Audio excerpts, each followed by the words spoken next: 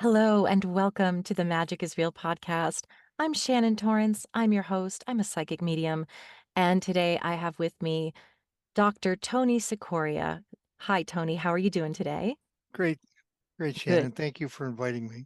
I'm so happy you're here. I'm really actually very honored and very pleased that you're here. For the viewers or the listeners, I'm sure some of you have already heard of Tony. I now remember reading your bio that I have read about you before, but I'm just going to read his bio from good old Wikipedia. Uh, Tony Soria is a man who is famous for having developed an obsession for piano, both listening and practicing after being struck by lightning. He's a doctor specializing in orthopedic medicine, orthopedic surgery, orthotics, prosthetic supplies, and sports medicine. He is best known for acquiring an unusual affinity for music after being struck by lightning. He was profiled in neurologist Oliver Sacks' book, Musicophilia, Tales of Music and the Brain. Again, thank you, Tony, for being here today. So My pleasure. I would like to start by asking about you, Tony, the person, the human. How did you grow up? Anything related to your spiritual journey? Did you grow up religious, spiritual, not at all? What were your beliefs before you had a near-death experience? Um, I grew up in Kingston, New York. I know it Um, well. okay, and I was brought up Catholic, and um, my parents made me go to a Catholic school for a couple of years, um, which I did not agree with, but I had no choice. Um, Other than that, I had what I considered a relatively normal childhood, and there were no red flags of unusual things to come, or unusual experiences, um, as a child. Um, the only the only one thing that I experienced as a child that um, may have had something to do with my life later on is that I grew up in an old house. It was built in the late 1700s, 1800. It's an old stone house, and it had a ghost, Ooh. which would always, as a kid, I knew where he was. He was in the attic. My room, as I grew up, was directly across from the entrance to the attic, and I always felt like somebody was watching me. Um, and everybody in the house had experienced this person. Um, my father, even, who was not a believer in much of anything, um, told us one day he woke up and there was his boy standing at the end of his bed, and he would do all kinds of things. If you were, my mom would talk about sometimes she'd walk up the stairs to the house and she'd be going toward the cellar, and the door would slam in her face. Um, and so everybody got to have little bits and tastes uh, of something strange. Did you ever see anything with your eyes? I did. Um, I had. I remember one time I was in. God, I must have been in college, and I came home after being out with friends, and it was, about 1 o'clock, 2 o'clock in the morning, and I I climbed into bed and I couldn't go to sleep, and I was facing the wall, and I rolled over to see if I could sleep on my right side and if that would work any better. And when I rolled over, there was somebody standing there, and I remember thinking, okay, I've I've had too much to drink. It's late at night, and I'm just going to roll back over to wait till I wake up. And then when I roll back over, it'll be gone. So I did that. And sure enough, when I rolled back over, it was still there. And I remember screaming and knocked over all the furniture trying to get out of my room and ran down the stairs. And of course, I woke everybody up and they all came running over and asked me what in the hell I was doing. And I told them, and they were all like, "Oh yeah, we've all seen him." And I'm Was like, this a "Oh little sure, boy too, or was it a different spirit? yeah." It would no, it was a little boy. Oh, that's creepy. Yeah, There's something about child ghosts that's really scary. My cousin, my uncle, my aunt, I used to visit them in Kingston. I have a feeling you know. I bet we'll ask after the podcast because I saw you and thought, oh, he reminds me of my uncle. And now they live in New Paltz, but I was thinking, I bet he knows them. But I remember their house being very old too, and my cousin having some experiences in that house, and my aunt having experiences in that house as well. It's a beautiful area, very old. yeah. Um, yeah. So you grow up, you become a doctor, and yeah, tell me what was happening in your life when all of this Um, occurred. well, I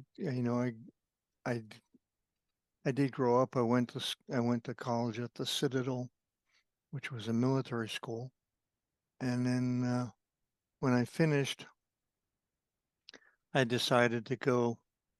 Um, I was going to go into research because that was when I was in college. I had done some research work with Albert St. Georgi, who was a um, Nobel Prize winner at the Woods Hole in Massachusetts, and I really thought I was going to grow up to be one of those lab rats that works in the basement of some building and finds out all kinds of new things. Um, and so I went to get my PhD in physiology and biophysics. And when I finished, 5 years later, there really were no jobs. It was at the end of the it was at the end of the Vietnam War, and everybody who had been in graduate schools and uh, to stay out of the war suddenly were back in the market, and then there were just there was just a flood of uh, with PhDs that had nothing to do. And at that point, I said, okay, I'm going to do something different. And so I applied to medical school and got in. This was at the Medical University of South Carolina in Charleston, which is where I went to college um, and also graduate school. So I stayed right there and did my um, medical school training, and then decided to go into orthopedic surgery.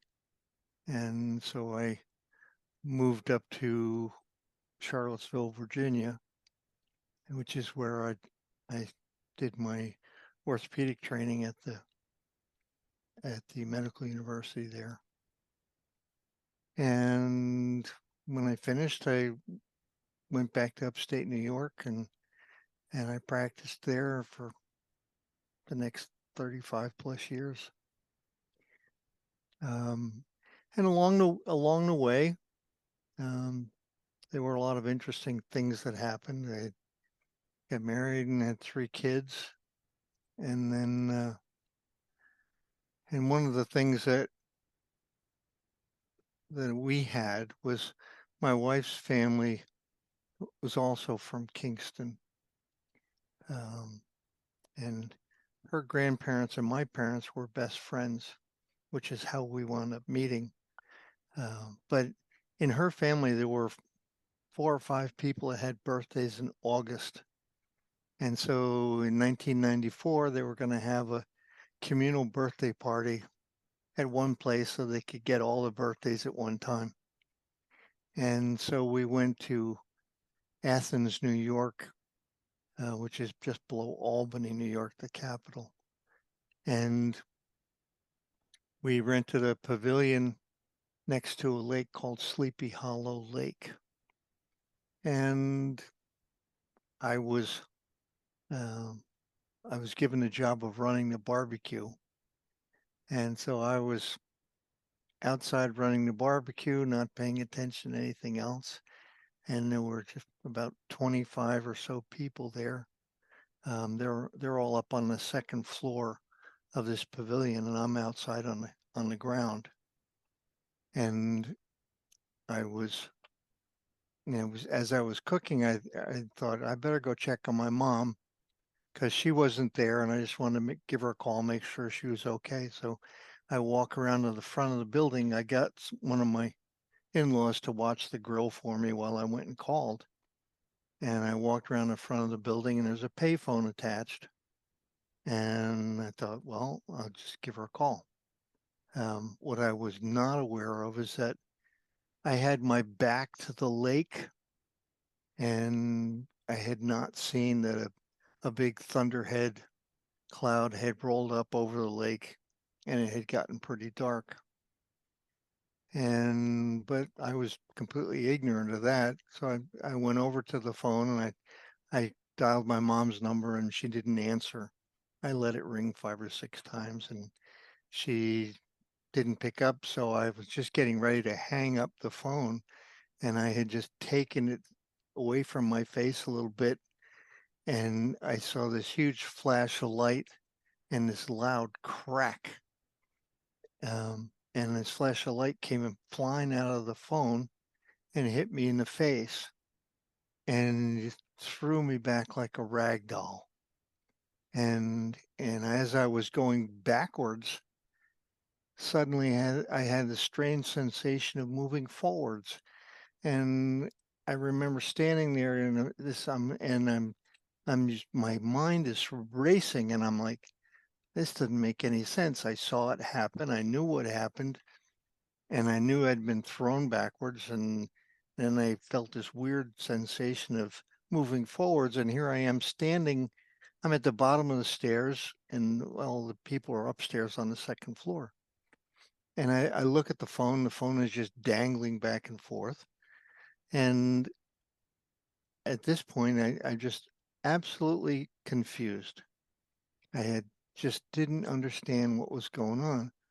And right about then, my mother-in-law screaming at the top of the stairs, and she's running down the stairs right at me, and I'm thinking, okay, this can't be good. And but she was running right at me, but it was like she couldn't see me. And when she got right in front of me, she took off to her left.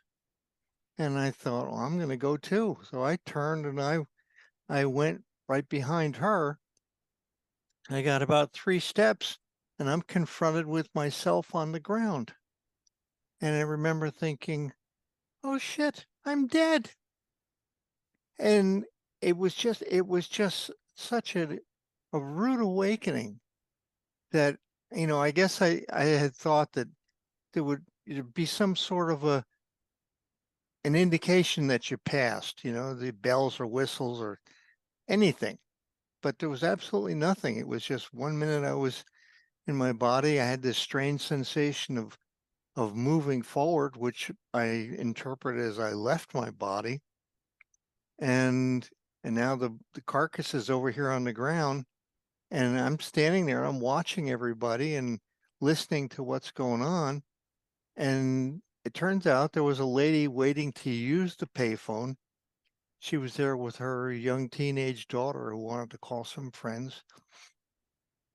And it turns out she was a nurse. And so she starts getting down to do CPR. And and I'm watching all of this and my brain is just racing like crazy. And I probably shouldn't say my brain, my mind was racing like crazy because I think they're independent things. And I'm I'm realizing that geez, I'm thinking exactly the way I normally would think, and in the same way I would, the same vernacular, however crude it would be. And I realized at that moment, at that moment that whoever I am, I always am. And what's lying on the ground is nothing more than a change of clothes. And it really had nothing to do with me, of who I really was from a spiritual standpoint. And as I was standing there and I tried to call out to them and didn't work. But I could hear and see them all. And at that point, I said, well, hell, there's no point in staying here. I decided I was going to go check on my family who were upstairs on the second floor. So I walk over to the stairs and I start going up the stairs. And typically I will look down at the stairs so I don't fall on my face. Um, and as I'm looking down, I notice that I get to about the third stair and my legs are starting to dissolve. And I remember thinking, oh, this can't be good. Um, but, I kept going up the stairs. And by the time I got to the top of the stairs, I had lost all form. I was just a ball of energy. And the stairs go up to the left. And rather than follow the stairs, I went through the wall and I came out on the other side and it came out directly over my wife's head. And she was sitting there painting children's faces. And I made a special note of who the kids were, where they were standing, in what order, how the chairs were arranged. And but I kept going. I was moving on a diagonal through the room. And when I went through the roof, things really got interesting. It was like I had suddenly fallen into this river of pure positive energy coming from this bluish white light. And I was just amazed because the feeling, the energetic feeling coming from this light was absolute love and absolute peace. There wasn't anything else in it. And I remember thinking, wow, this is really powerful energy. And I looked around and I could see that that energy was flowing through everything. It actually made up everything. And I remember thinking, this is the God energy. I could measure this. It's like science brain's trying to kick in here. Um, but I was, and I could actually see the energy waves, um, which was very striking to me. But so I'm in this river of pure positive energy, and I could feel it taking me someplace, but I had no idea where. And it wasn't getting hot, so I thought, okay, well, we're not going to the wrong place anyway. Um, but as I was in this river, I had this collage of high points and low points in my life that just kind of was like they were pasted on a wall, and I saw all of this and think, okay, um, and just kept going. So there was no in-depth look at anything or discussions. It was just I saw that, and at this point, I'm absolutely ecstatic about what's happening. And I remember thinking, this is the greatest thing that could ever happen to anyone. And as soon as I thought it was finished, it was like somebody flipped a switch and slam, I was back in my body. And I was so angry. I remember thinking in my head, please don't make me do this. I don't want to go back. And I came to the realization that it's not my choice. Um, I'm, so now I'm stuck back in this body and it hurts like hell. I had a burn on my mouth where I got hit and then a burn on my foot where it came out. And it felt like hot pokers were sticking out of me. And I was still unconscious, but I was aware of the fact that the lady who was doing CPR had stopped, and she was just kind of kneeling next to me. But I couldn't open my eyes and I couldn't do anything. And after several minutes, I managed to get my eyes open, and I wanted to thank this lady for saving my life. And I looked at her and I said, "It's okay, I'm a doctor." And she just laughed and said, "You weren't a minute ago." And I thought, okay, I'm not making any sense. I'm just going to shut up. And at that point, you know, they called the police, they called an ambulance, and I refused to go to the hospital because I know what I know what going to the emergency room's like. And I'm going to sit there for 4 hours and somebody's going to tell me you're alive. Yeah, I know that.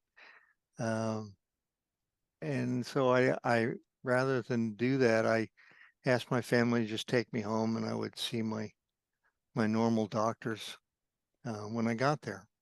And I called them and told them what happened, and they had me come right over. Um, and everybody said the same thing. You know, you're lucky to be here. Um, and but at that time, I remembered that I was having my brain wasn't working well, and I felt like an old TV tuner that you had to walk up and whack the side of the TV to get it to work right. And that's kind of the way my head felt. And I could look at you and know that I know you. I know your name. Damn if I can find it though. All of the stuff, information that I had, I didn't have access to all of it. And it was the same thing with medical stuff. I could tell you everything there was about a particular problem, but I couldn't remember what the name of the problem was. So names were just out of reach. And this lasted for about a week, and then it was gone. And so after a week, I went back to work, and I thought, okay, what the hell did all of this mean? It's like I started thinking about, what's the probability of getting hit by lightning, number one, and then getting have it hit the building and lose enough of its amperage that it doesn't fry me in my shoes, and then the probability of having a nurse standing there waiting in case I got too much and she had to start me going again. So, I thought, okay, this is not a random event. This was well orchestrated, and it wasn't anybody stepping up to take credit for it. And so I was absolutely lost. I didn't understand what had happened. I knew there had to be a reason for it. And, as Einstein said, God doesn't throw dice. And it's true. By that time in my life, I've come to realize that everything happens for a reason. There's no such thing as chance. And but I went back to work. Um, I was I got everything I could find online and books and about being struck by lightning and and what I had experienced. And there were this is in 1994, so there's not a lot of stuff out there. And people were still afraid to talk about things like this.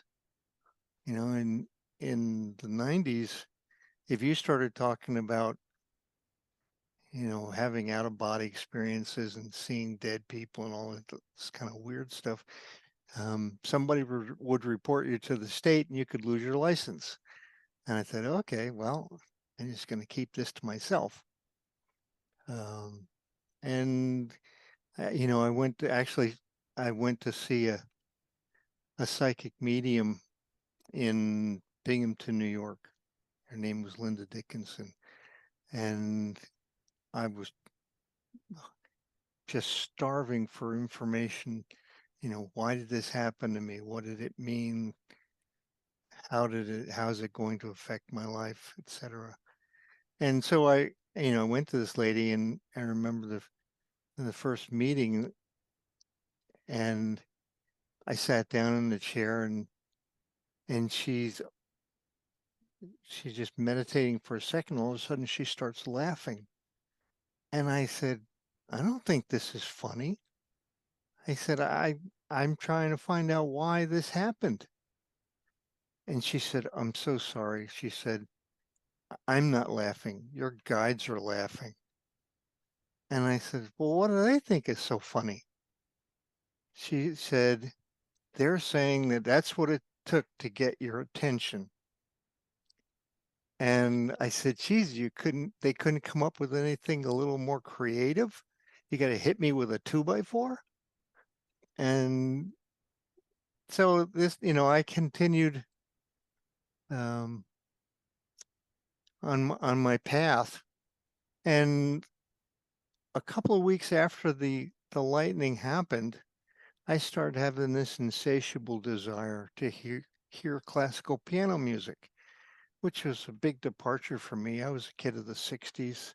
There really wasn't anything but rock and roll. And my mom had made me take piano lessons when I was 7 years old for a year, and I dutifully did that under threat of life and limb. Me too. And after a year, I promptly quit. So I never really became proficient at it and never really learned how to do anything really with it. Um, but so now I'm having this desire to hear it, and it just would not stop. And it became so strong that I actually drove an hour to Albany, New York, from where we lived, and I went to a music store that had classical piano music. And when I walked in the door, this CD of Vladimir Ashkenazy playing his favorite Chopin just kind of jumped off the shelf into my hands. And I thought, okay, well, obviously this is something I have to buy. And I started listening to it, and I was absolutely smitten with it. I couldn't stop listening. I listened everywhere I went. I listened at work. I made everybody else listen. I made my family listen, and I'm sure they were all sick of it. Um, but after a couple of weeks of doing this, I had this realization that it's not going to be enough to listen to this music. I have to be able to play it, which was a problem since I didn't have a piano and I didn't know how to play. And but the very next day, one of our babysitters came by and said, "Look, I'm going to move. I have this old upright piano I love. Could I keep it at your house for a year?" I'm like, okay, Synchronicity. now the bells are going off in my head. I'm going, hmm. I think that I want to learn how to play, and suddenly a piano appears. So I bought some books on trying to teach yourself how to play, and I ordered some of the music from the CD, and I was just gonna embark on this mission to try to learn how to play and teach myself. And I started doing that until one day my daughter's best friend Jackie was over at our house, and her mom Penny came to pick her up. And Penny was a classically trained violinist, and she's an exceptional musician. And she walked in, and I was trying to teach myself a piece of music called a Fantasy Impromptu, which is a Chopin piece. And I was just kind of banging away at it, and I couldn't understand why I was having so much difficulty. And she walked into the room and she says, "What are you doing?" And I said, "Well, I don't understand. I'm trying to play this piece of music, but the two hands don't line up." And she said, they're not supposed to. And I said, why would somebody write a piece of music where the hands don't line up? She said, it's called a polyrhythm. And I said, okay, what's that? And she says, I'm not even going to try to explain this to you. You need to get a teacher. And so she gave me the name of Sandy McCain, who was the chairman of music at Hartwick College, which was just down the street from where I lived in Oneonta, New York. And I called Sandy and I asked her if she would take on an old guy that wanted to learn how to do something new. So this whole adventure started, and I was 42 years old. So that's a strike against me already. Um, and so she and I, the only time that we had mutually that we could meet was 5 o'clock in the morning on Thursday and Friday. And so that became my lesson time, 2 hours a week. And I'm sure her family just wanted to shoot me, but nobody ever complained. And I was grateful for that. But we started working um, on music. And one of the things that really changed changed me for forever was about a month after the lightning strike. I have a dream, and in this dream it was like an out of body experience. And I'm walking out onto a stage, and me myself is at a piano on the front of the stage, and I'm playing at this giant concert hall. And I remember I'm walking over toward myself, and I'm listening to the music, and I have this realization that this is not somebody else's music. This is mine. And I listened and I walked up behind myself, and I watched until, there was the piece of music had a loud ending. It woke me up, and I remember sitting up and looking at the clock, and it was 3:15 in the morning. And I walked out to the piano, and I thought, I'm going to try to do something. And but I had no idea how to write, and I had no idea how to play. So I said, "The hell with it! I'm going back to bed," which I did. And then I got up at my usual time to go to work at 6:30. And from that moment on, whenever I would sit at the piano to try to learn, the music from the dream would start playing. And if I didn't listen to it and pay attention to it, it was like a little 2-year-old. Hey, daddy, hey, pay attention. And so I learned very quickly that I needed to pay attention to this music, because if I didn't, it would start playing loudly when I was trying to work and was trying to do other things.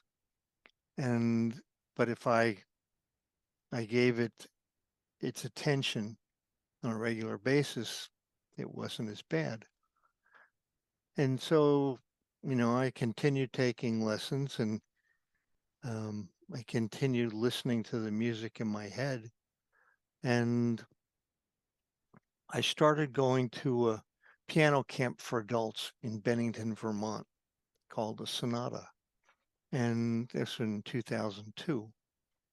And I started going and went once a year in May, always at the same time. It was just convenient for me.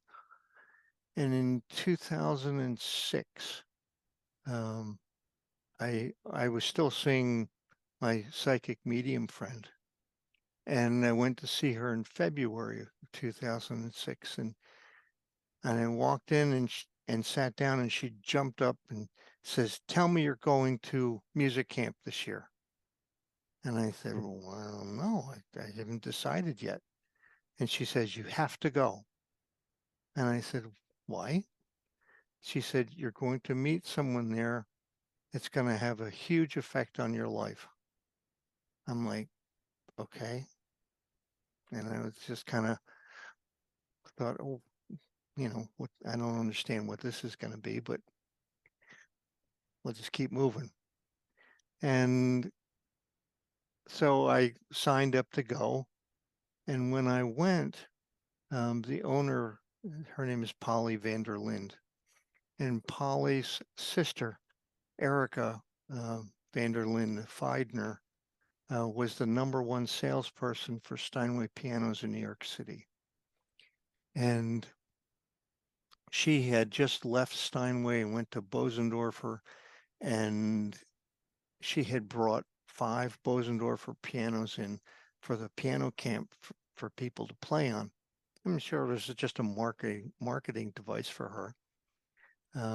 But she and I got talking about the lightning and the music from the dream, um, and she was very surprised at the fact that I was playing things um, that were way more advanced than my number of years of working at it. But she said, after we talked for a long time, she said, there's only one person that can tell this story, and that's Oliver Sacks. And at the time, I didn't know anything about Oliver other than the fact that he had written the book Awakenings. And so I just kind of filed that away, and my normal life took back over, and I went back to work, and I didn't think anything more of it until June, now a month later, and I get a phone call from Oliver Sacks. And Oliver says, I've heard about this story of you and the lightning and the music. And he says, I have a bunch of patients that I'm studying with similar sorts of findings, and I would like you to be one of my patients. And I was wondering if you would come down and talk to me. And I thought, hell yeah. I mean, you don't get many opportunities to do something like that. And so in August of '06, I went down to New York City and met with Oliver at his house and got to spend the whole day with him, which was absolutely incredible. And we talked about all of the lightning stuff and music, and turns out he was also a pianist. He had his father's Bechstein grand piano in his apartment. I mean, apparently they had to take the wall out to bring it in by crane, which just crazy, but uh, that was certainly something Oliver would do. And after we spent the whole day together, I'm standing in his doorway saying goodnight, and he looks at me with these piercing eyes that he had, and he says, the music from the dream went through an awful lot of trouble to get here. The least you can do is write it. And I was so taken by what he said. As soon as I got home, and I drove, a 3.5 hour drive back home. The next day, I went out and bought a music writing program called Sibelius.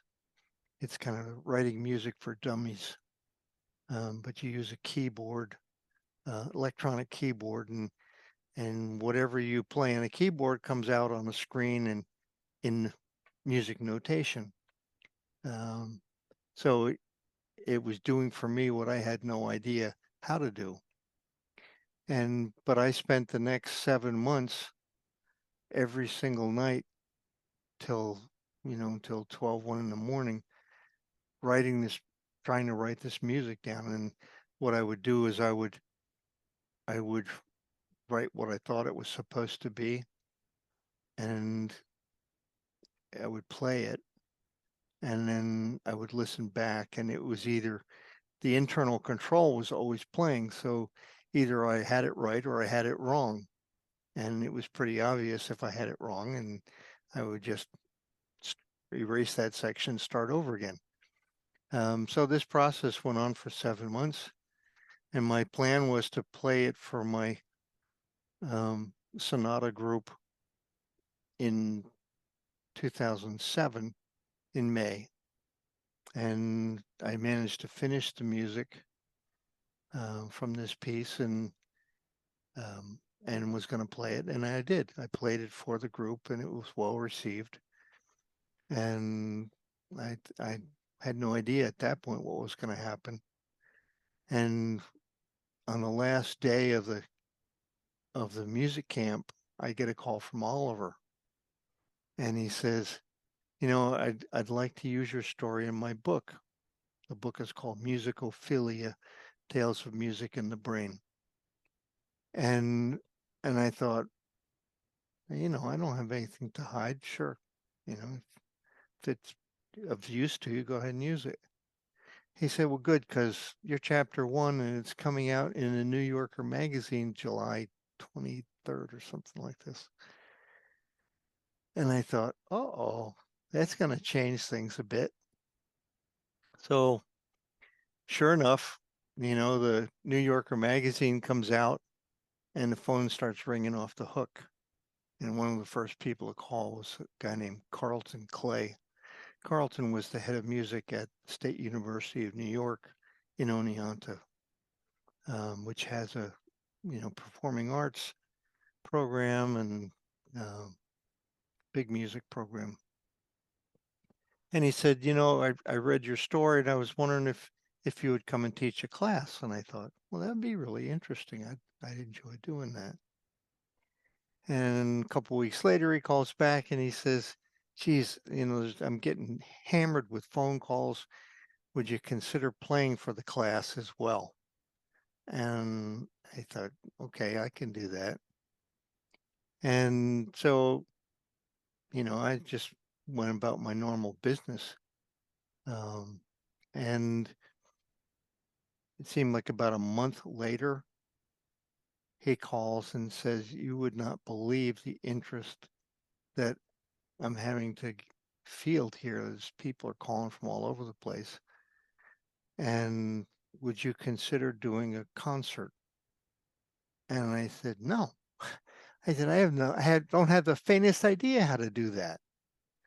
Um, and somehow he cons me into it. And I called my music teacher the next day, and I said, "Sandy, Carlton," and she knew Carlton as well. And I said, "Carlton conned me into doing this." I said, "Is there any way you can get me ready for it?" And she says, "Yeah, but it's going to take 3 hours a day from now until the concert. When is the concert?" And I said, "Well, I was thinking about January 29th, which was my birthday." So this was, I guess it was October. Um, and now I've only got a few months to get myself ready to go.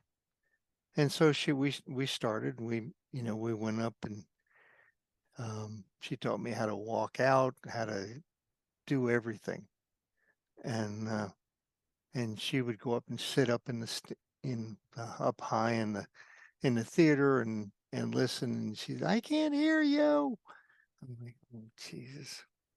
So we went through this whole exercise, and a couple of weeks before the concert was supposed to happen, Carlton calls me again, and he says, "It's gotten worse." And I said, "What now?" And he says, "I've got 3 television crews that want to film this." No I pressure. said, I'm like, "You got to be kidding me." And he says, "No, it's a BBC One, Granada Media, and German television." And I said, "Oh my God, how am I going to do this?" And "Well," he says, "come too far now." And so, I was like, "Oh my God." And so January comes along, and it's the night of the concert. And I remember going to the green room, and I was sitting there saying my prayers as I'm scared to death. And I remember saying out loud, I said, you've gone through a lot of trouble to get me here. I said, don't embarrass us both and leave me out there by myself. And so I managed to get through it without any problems, which I was very grateful for. And but then it kind of took on a life of its own, and it was getting invited to play all over the place. Um, and I got introduced to the IANS organization, International Association for Near-Death Studies, and I would play at. They had chapters all over the country, and they would ask me to go to different places to talk and to play. And I always agreed to do that. And invariably, when I would go to play someplace, people would come up afterwards, and they kind of get real close, and they'd say something like, "This happened to me," and they're afraid to say anything because people are gonna think they're crazy. But I guess they already think that I'm crazy, so it's okay to tell me. And but it was always amazing how people would come up and say, I when I listen to the music, I see visions, or I get these feelings. I even had people ask if they could come and lie on the floor under the piano just to feel the vibration. And I thought there was some pretty weird stuff, but be that as it may, it always felt like I was helping somebody, and so I just continued doing it. And along the same lines, when I worked at the hospital, and if somebody was dying from cancer or something terrible, they would ask me to go see them, just to talk to them about you know what it was like on the other side, since they were going to be headed that direction. So that always felt good to do that, um, and I still do that, as a matter of fact. And but so the music is just kind of continued on its own, um, and the lectures continued. One of the interesting things along the way, I had got a call from a guy named Daryl Treefort. Daryl was a physician, and he was specialized in savants. And he, called me and said, I'd like you to interview you to be one of my patients, because I have a number of people like you who've developed some ability that they had no idea that they had.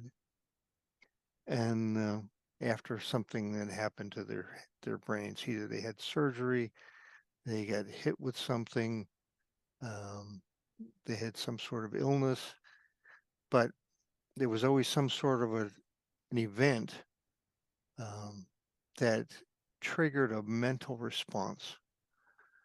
And these people, I got to meet a lot of them who, one person had incredible ability. You could say, you know, give them a date, and they could tell you what day of the week it was, what else was going on that day, and all kinds of stuff. And somebody else had developed the ability to sculpt, that they had no idea how they did that. There was somebody else who was playing the piano, um, and so there was this whole collage of weirdos, I suppose, um, that had all developed some unusual ability that they didn't know they had. And I remember thinking, and we were all in this category he called the sudden savants. Um, and I remember thinking, if an accident can cause this to happen, we should be able to do it voluntarily. We should be able to somehow access those parts of our brains that we have no idea that we have access to.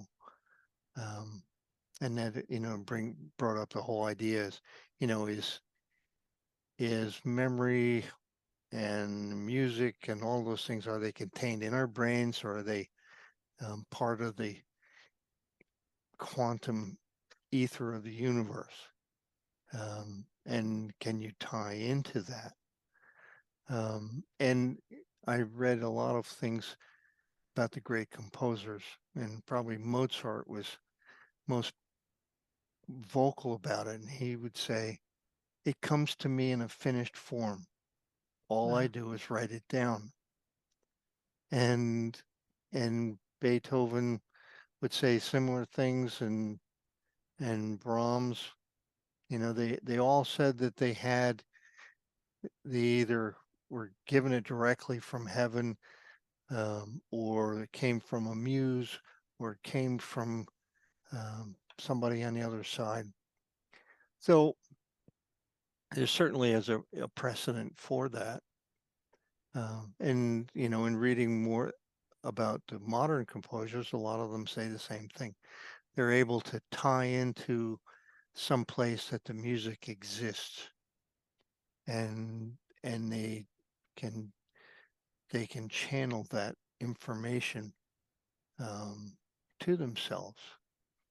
And I've had a lot of music that's come to me in the process of all this, and it's almost like somebody pushes a button and it's downloaded into my brain, and it's there, and it's Yeah. it's there until I do something about bringing it to life.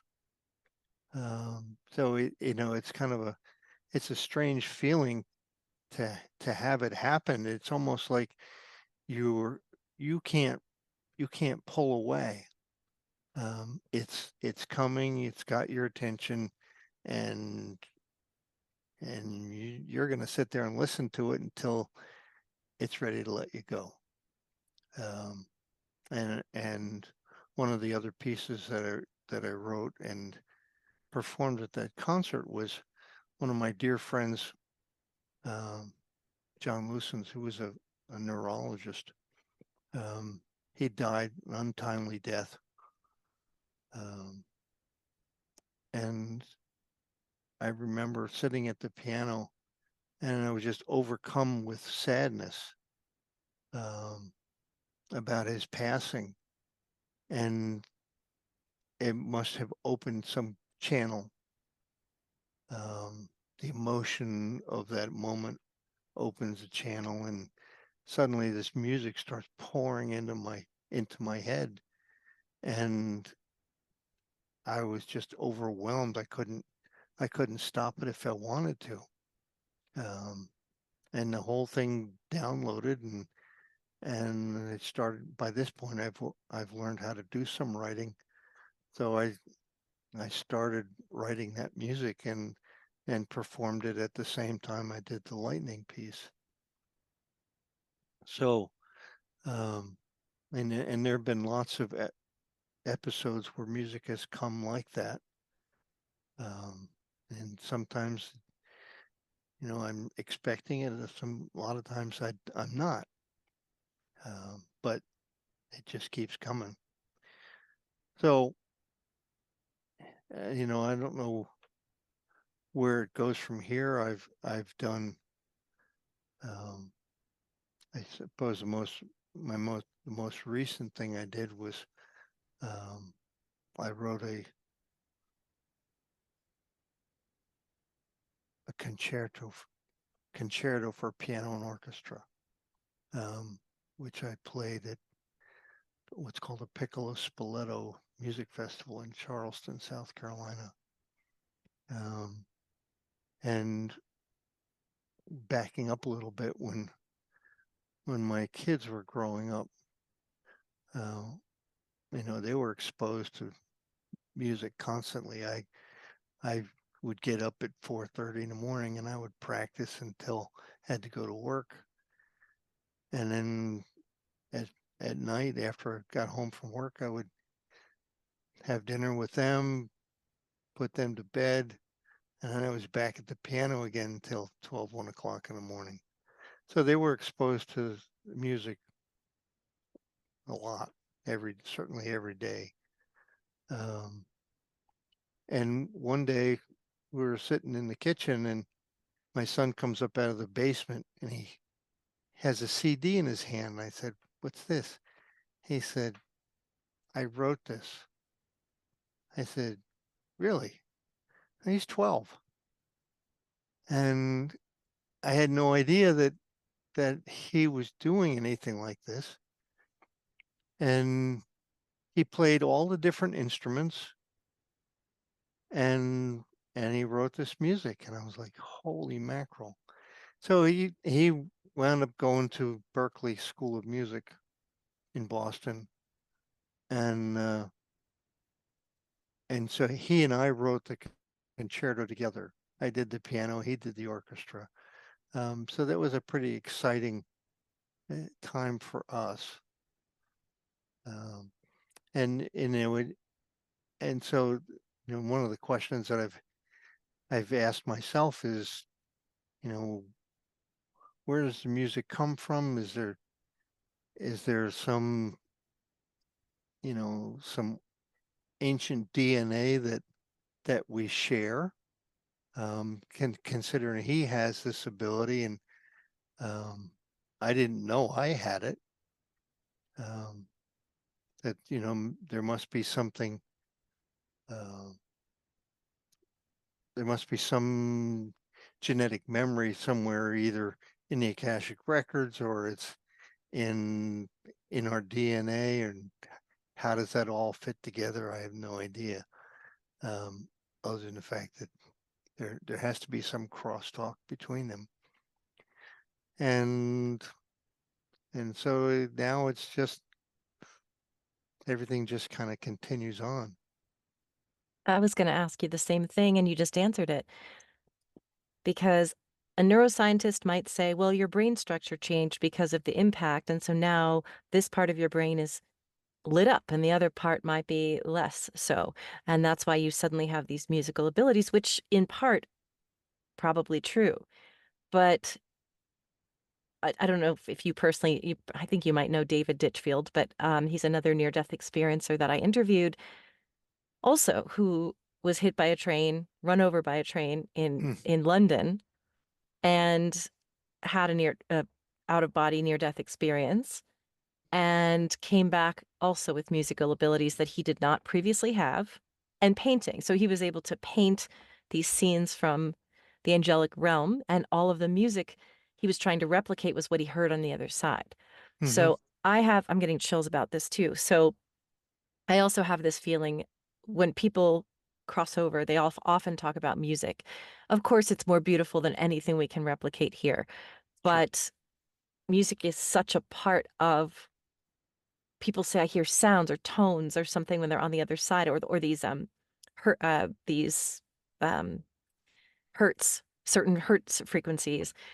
Yep. And so it makes sense to me that because your soul left your body, you remembered where you came from, just like a lot of people will have a near-death experience and suddenly become psychic or hear voices from the other Yep. side, or you're, I think, and I'd love to hear your thoughts, accessing, like you said, a download. You just have sort of like one foot in the other side where you can access this information and it wants to come through to you to express itself. And that's why you felt this insatiable drive. Like if a soul wants to tell me something, they'll keep tapping me on the shoulder until I get the message out. So I'll feel it and feel it and feel it. And I'll be like, they want to say something. And until I get the message out, I'm not going to stop feeling that urge to say it. Or Yeah. I've got to say something. I've got to get this out. So it does totally make sense from both a neurological perspective and a spiritual perspective that now you, having left your body and remembered where it came from, now you sort of have this closer tie to what's beyond the veil, if you will. And therefore, you're able to access this information, plus lots of practice. Obviously, you have to sort of learn the mechanics, but both you and David, and if you haven't met, have you met him yet? No. Oh, okay. I wonder if he'll be at the IONS conference if you go to that. But he's another one that had the same thing happen to him, and he's also become very well known and ended up performing in an orchestra and it was a big deal in London. And he too Hmm. got the same kind of attention that you did because it was so fascinating that he had no musical knowledge, and suddenly he's composing this angelic music. What do you Yeah. think? Yeah. Any I thoughts mean, about that? Yeah. it, to me, it's really kind of crazy to think that you have the ability to tie into this information. And, I think one of the problems is we have no idea how the brain works. Hmm. And I remember Oliver did a scientific experiment, and he got himself and the guy who was the head of the BBC One, and I'm drawing a blank on his name. Um, and they were going to do this experiment using functional MRI imaging of the brain. And what they did was they chose three different types of music that they didn't like, music that they liked a little, and music that they absolutely resonated with and loved it. And what was interesting is they had it set up so that the brain liked a particular music, it would turn red. And that was just one of the conventions that they set up for the, if there was increased activity in the brain, it would come up as red. So the first music they listened to was music that they didn't like, and the brain did absolutely nothing. Wasn't any red areas that lit up, and they thought, okay, well, let's see what happens with the music that they liked a little bit. And music that they liked a little bit, there were splotches of red areas that lit up in the brain. And then they thought, okay, let's see what happens with music that we absolutely love. And when they played the music that they absolutely loved and resonated with, the entire brain, wall to wall, turned red, which is unlike what the brain likes to do. The brain likes to segregate things, you know, memories over here, visions over there, and everything is in a different spot, but it has its own place. And now you come along with music, and there's something so primitive about music and the brain that the entire brain reacts to it. And if you've ever had a piece of music that made you feel like that, you understand. It's like, okay, I get that. Um, and so I think that there's a lot of things that we need to learn at this point. Oliver's big thought about what happened to me was that the lightning had rearranged the circuits in my brain, and this was all part of it. That I had now had access to areas of the brain I didn't know I had.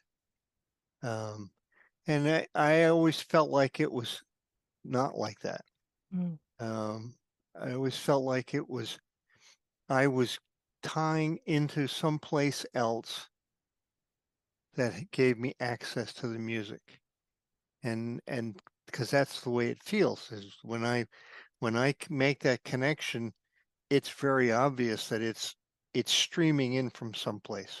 Hmm. Um, and so, I think that there's just we don't have any idea. Number one, where memory is stored, how we access it, um, and it's taken me on a number of journeys trying to understand, you know, why are we here? Where are we going? What does it mean? Um, and I've come to the realization that we're essentially a duality, if you will. We have a spiritual self and a physical self. And ultimately, they separate. Um, the body dies, the spirit continues on. And I was absolutely clear in my head that that was the case because I stood right there and saw it. Um, so, then the question becomes, why is it designed like this? Why are we here? And what is it that we have to accomplish? And after reading hundreds of books and talking to hundreds of people and trying to make some sense of all this, uh, I truly believe that our spiritual self is here to learn and to grow. And the goal is to be able to join back to the source. But you don't get to do it for free. You actually have to prove your worth. And we do that by coming into the earth plane or you know, some other godforsaken place, um, another galaxy, another time, who knows? Um, but each time we go through this process, we're given a task to learn. And from what I understand, when when we when we pass and our spirit continues on and the body disappears, the spirit goes to a place of learning and healing. And in this place, they work with other people, other spirits, if you will, um, to get understanding of the things they did right and the things they did wrong. And the goal being you have to there's only two directions to go. One is service to others, and the other is service to self. And service to others is the positive pathway toward spiritual evolution. Um, and service to self is not. So you can't you can't get back to the source if you're on the wrong pathway. Then you got to find your way back to where you're supposed to be. And I'm sure that that's not an easy thing either. But it seems to make sense to me that that's the way it is.